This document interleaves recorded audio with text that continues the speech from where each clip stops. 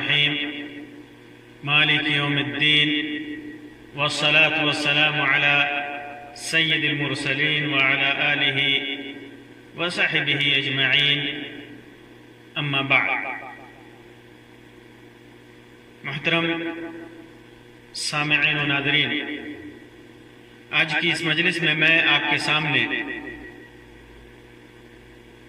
ان لوگوں کے بارے میں بتاؤں گا جنہوں نے اللہ کو جھٹلایا اور اسے گالی دی، جبکہ اللہ تبارک و تعالی ان ساری چیزوں سے، سارے عیوب سے، جھوٹ سے، عیب سے پاک. ابو ہریرہ رضی اللہ تعالیٰ عنہ کی روایت ہے صحیح بخاری کے اندر کہ اللہ کے رسول صلی اللہ علیہ وسلم نے ارشاد فرمایا کہ اللہ تبارک و تعالی نے فرمایا، یعنی حدیث قدسی میں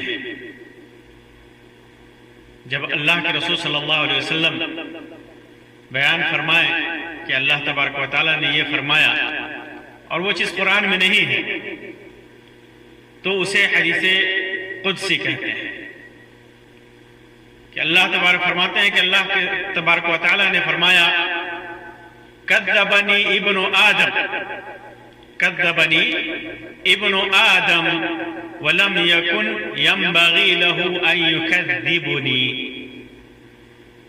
مجھے ابن آدم نے جھٹلایا، آدم کی اولاد نے مجھ کو جھٹلایا، جبکہ اس کے لیے یہ مناسب نہیں تھا. آدم کی اولاد مجھے جھٹلائے، یہ اس کے لیے مناسب نہیں تھا. اور فرمایا وَشَتَمَنِي ابن آدم وَلَمْ يَكُنْ يَنْبَغِي لَهُ أَنْ يَشْتُمَنِي، حالانکہ مجھے گالی دی، ابن آدم نے مجھے گالی دیا جبکہ اس کے لیے مناسب نہیں تھا کہ وہ مجھے گالی دے. اسے گالی دینا، مجھے گالی دینا مناسب نہیں تھا. پھر اس کے بعد اللہ تعالیٰ فرماتا ہے اما تکذیبہ ایایا، مجھے جھٹلانا ایسے ہے کہ فقولہ انی لا اعیدہ کما بدأتہ، اس کا یہ کہنا کہ میں نے جیسے پہلے پیدا کیا دوبارہ پیدا نہیں کر سکتا، یا دوبارہ پیدا نہیں کروں گا، جس طرح میں نے پہلے پیدا کیا میں دوبارہ پیدا نہیں کروں گا. یہ اس کا مجھے جھٹلانا. اور اس کے بعد فرماتا ہے اللہ تبارک و تعالیٰ جبکہ بات ایسی نہیں ہے وَلَيْسَ آخِرُ الْخَلْقِ بِعَزَّ عَلَيَّ مِنْ أَوَّلِهِ، جبکہ بات ایسی ہے کہ پہلی بار جب میرے اوپر پیدا کرنا مشکل نہیں تھا تو میرے اوپر دوبارہ اسے پیدا کرنا کیسے مشکل ہو سکتا ہے؟ پہلی بار پیدا کرنا آسان تھا، دوسری بار کیسے میں پیدا نہیں کر سکتا؟ یہ میرے لیے مشکل نہیں. اور یہ چیز ظاہر ہے ایک عقل مند آدمی جس کے پاس عقل و خرد ہے وہ بخوبی جانتا ہے کہ پہلی بار کسی چیز کو بنانا کتنا مشکل ہے، لیکن جب آدمی پہلی بار کوئی کام کر لیتا ہے، کسی چیز کو بنا لیتا ہے تو دوسری بار اس کے لیے مشکل نہیں ہوتا. اللہ تبارک و تعالی نے پہلی بار سارے جہاں کو بنایا، انسان کو بنایا، تو دوسری بار اس کے لیے کیسے مشکل ہو سکتا ہے؟ کچھ مشکل نہیں ہے.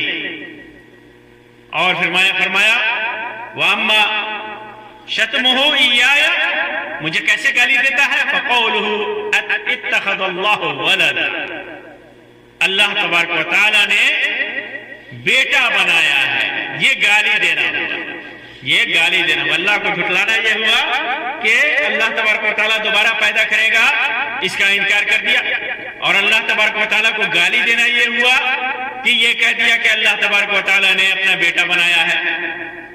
اللہ تعالیٰ فرماتا ہے وَأَنَا اللَّهُ أَحَدٌ، میں اللہ ہوں، تنہا ہوں، الصمد، بے نیاز ہوں ہر چیز سے، لم الد ولم اولد، میں نے کسی کو جنا نہیں ہے، میرے پیٹ سے کوئی پیدا نہیں ہوا، ولم اولد، اور نہ میں پیدا کیا گیا ہوں، مجھے کوئی جننے والا نہیں، میری کوئی اولاد بھی نہیں، میرا کوئی ماں باپ بھی نہیں، ولم یکن لی کفوا احد، میرا کوئی ہمسر نہیں، میرا کوئی برابری کرنے والا نہیں، کوئی ہمسری کرنے والا نہیں ہے۔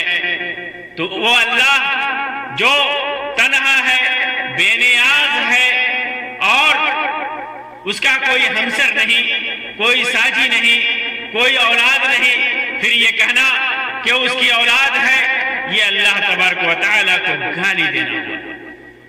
اسی طرح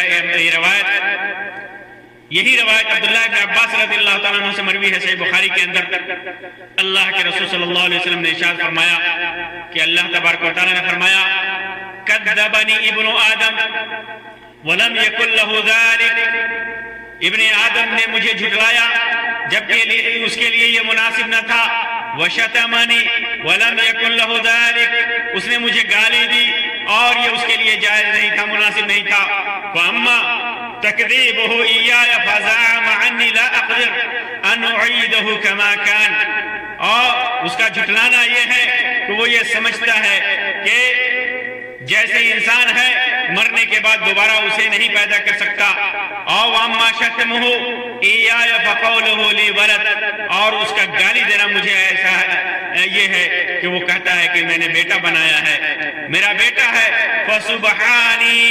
فسبحانی، میری ذات پاک ہے، ان اتخذ صاحبۃ او ولدا، میری ذات پاک ہے کہ میں اپنے لیے بیوی یا اولاد بناؤں۔ اللہ تبارک و تعالی ان دونوں روایتوں میں بہت ساری چیزیں ہمارے لیے ہیں۔ پہلی چیز تو یہ کہ اللہ تبارک و تعالیٰ کے کمال قدرت کا بیان ہے، اللہ تبارک و تعالیٰ کی کمال قدرت کا بیان ہے۔ اللہ تبارک و تعالیٰ کی قدرت ہر چیز کو شامل ہے، جس طرح اللہ تبارک و تعالیٰ نے ساری دنیا کو بنایا، اس دنیا میں انسان کو بنایا، اللہ تبارک و تعالیٰ مرنے کے بعد بھی اس بات پہ قادر ہے کہ اللہ تبارک و تعالیٰ اسے بنائے، اسے اٹھائے جس طرح چاہے، اسی طرح مرنے کے بعد اٹھائے جانے کا بھی ثبوت ہے۔ اللہ تبارک و تعالیٰ سے بیٹا اور باپ کی تنزیہ ہے، پاک کرنا ہے۔ اللہ تبارک و تعالیٰ کا کوئی مثل نہیں ہے، اس کا کوئی نظیر نہیں ہے، کوئی اس کا ہمسر نہیں ہے، وہ تنہا ہے، بے نیاز ہے۔ اسی طرح احد اور صمد اسماء حسنہ میں سے ہے۔ محترم سامعین و ناظرین، یہ کفر ایک ہی ملت کے لوگ ہیں، سارے کافر، سارے مشرک ایک ہی ملت کے لوگ ہیں۔ ان کی صورتیں مختلف ہوتی ہیں اور ان کا معاشرہ مختلف ہوتا ہے، لیکن سب کا سب اللہ تبارک و تعالیٰ کو یا تو گالی دیتے ہیں، یا سب کے سب یا پھر اللہ تبارک و تعالیٰ کو جھٹلاتے ہیں، اللہ تبارک و تعالیٰ کے ساتھ شرک کرتے ہیں، اللہ تبارک و تعالیٰ کا انکار کرتے ہیں، ایسا شرک کرتے ہیں جس کی دلیل اللہ تبارک و تعالیٰ نے نازل نہیں کی۔ آپ دیکھیں گے کس طرح نصارہ نے، کس طرح یہودیوں نے اور کس طرح نصرانیوں نے اللہ تبارک و تعالیٰ کے ساتھ شرک کیا۔ نصارہ نے کہا مسیح ابن اللہ اور یہودیوں نے کہا عزیر ابن اللہ، ان لوگوں نے اللہ تبارک و تعالیٰ کو گالی دیا۔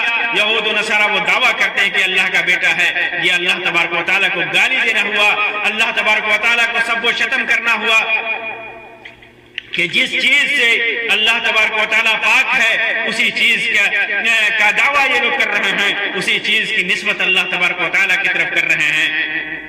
جبکہ اللہ تبارک و تعالیٰ ان نقائص سے، ان عیوب سے پاک ہے، کسی بھی ہمسری سے پاک ہے۔ نہ اللہ تبارک و تعالیٰ کسی کا جز ہے، نہ کوئی اللہ تبارک و تعالیٰ کا جز ہو سکتا ہے۔ وہ تنہا ہے، نہ اس کے باپ ہے، نہ اس کی ماں ہے، نہ اس کا بیٹا ہے، نہ اس کی بیوی ہے۔ یہ اللہ تبارک و تعالیٰ کی طرف جو بھی مشرک، جو بھی کافر نسبت کرتا ہے کہ اللہ کا بیٹا ہے، بعض لوگوں نے تو یہاں تک کہا کہ الملائکۃ بنات اللہ، فرشتے اللہ کی بیٹیاں ہیں، ایسے گالی دیا، جبکہ اللہ تبارک و تعالیٰ منزہ ہے، مقدس ہے اس ساری چیزوں سے۔ اس کی نہ کوئی بیٹی ہے، نہ بیوی ہے، نہ کوئی اولاد ہے، نہ کوئی بیوی ہے، نہ کوئی اولاد ہے۔ محترم سامعین و ناظرین، آپ کیسے تصور کر سکتے ہیں، کہ اللہ تبارک و تعالیٰ نے اپنے لیے اولاد بنایا ہے؟ کیسے تصور کر سکتے ہیں؟ اسی طرح جو لوگ اللہ تبارک و تعالیٰ کے اوپر جھوٹ باندھتے ہیں اور کہتے ہیں کہ اللہ تبارک و تعالیٰ دوسری بار نہیں پیدا کرے گا، یہ بہت بڑا بہتان ہے، بہت بڑا الزام ہے، اللہ کو جھوٹا ثابت کرنا ہوا۔ اللہ تبارک و تعالیٰ فرماتا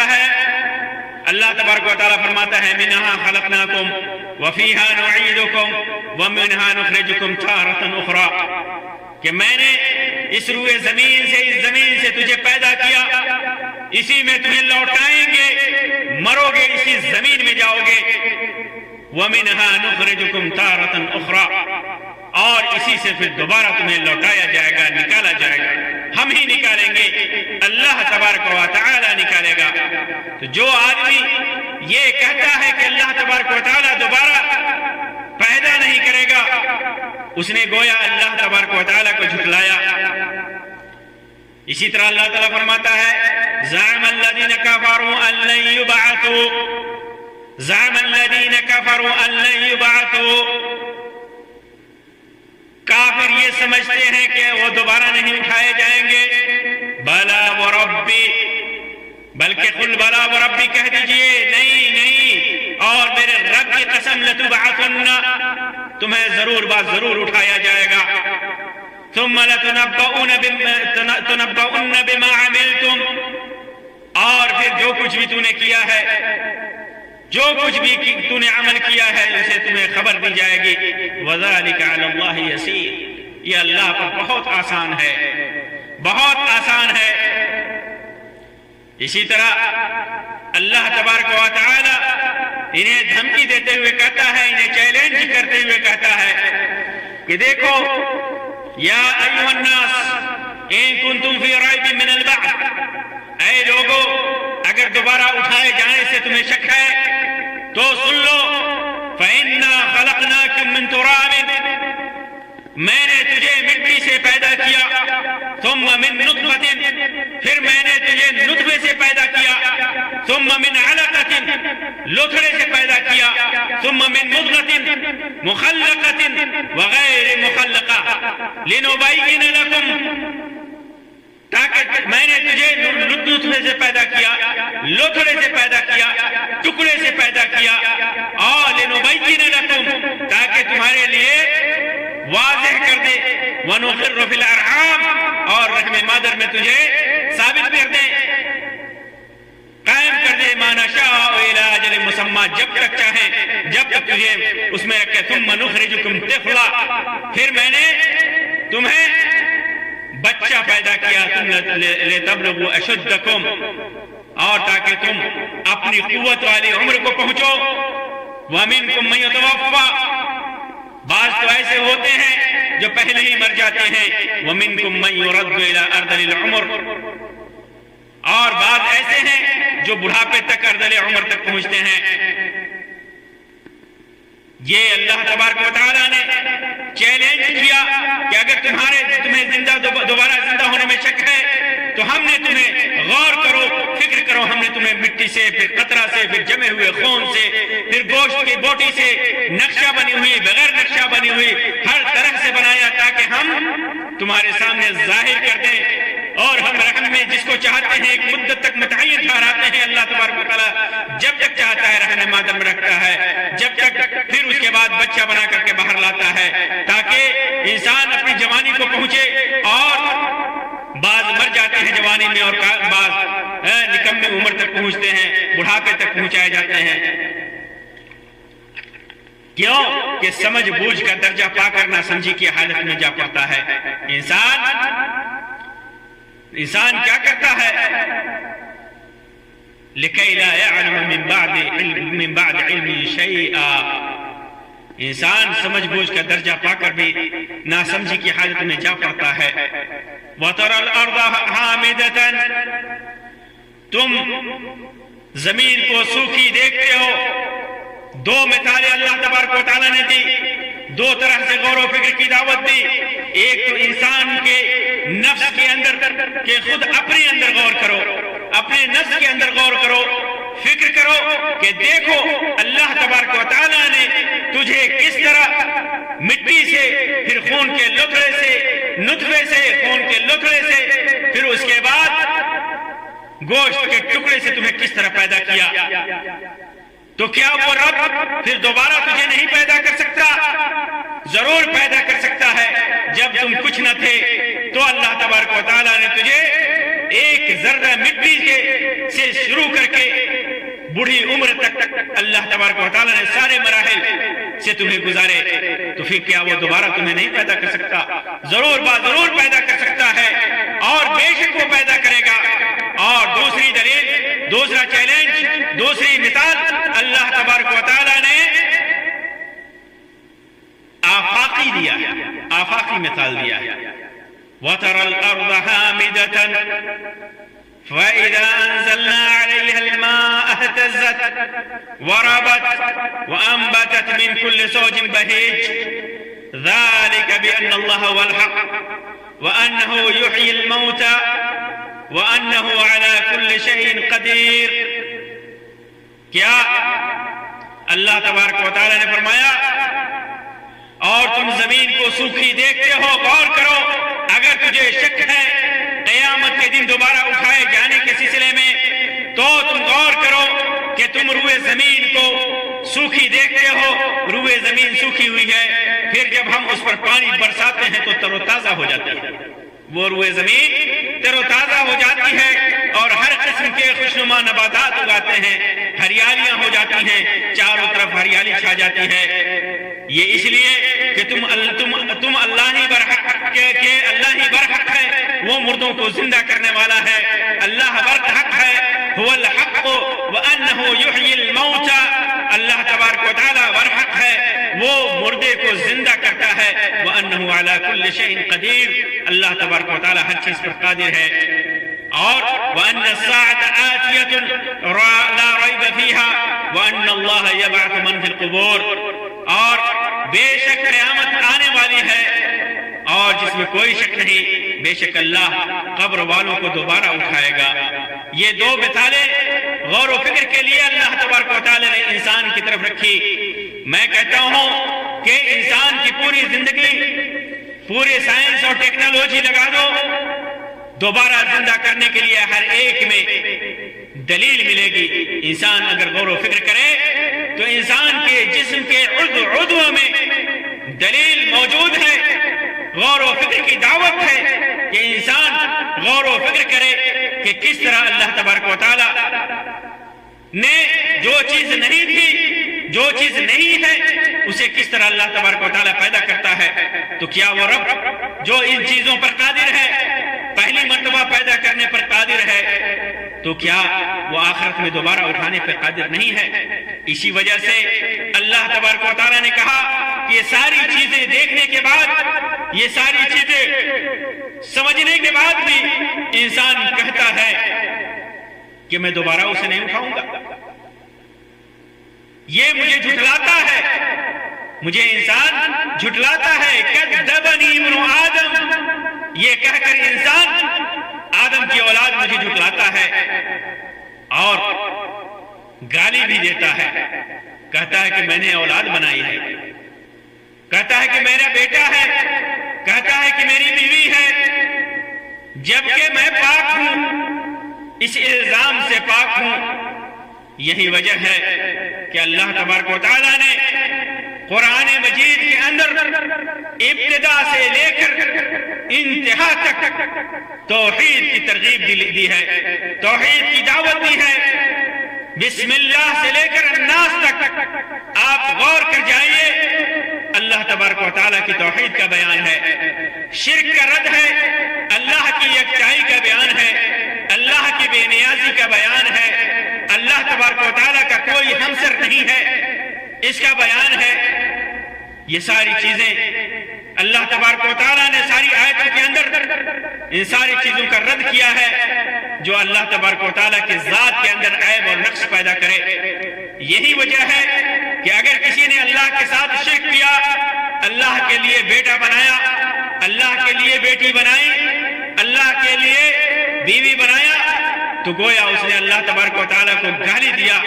اس سے بڑی گالی اور کیا ہو سکتی ہے کہ وہ رب جو احد ہے، جو صمد ہے، لم یکن لہ ولد ہے، لم یکن لہ کفوا احد ہے، لم یلد ہے، لم یولد ہے، اس کی طرف یہ ساری چیزوں کی نسبت کی جائے، اس سے بڑی گالی اللہ تبارک و تعالیٰ کے ساتھ کیا ہو سکتی ہے؟ اللہ تبارک و تعالیٰ کے لیے اس سے بڑی گالی کیا ہو سکتی ہے؟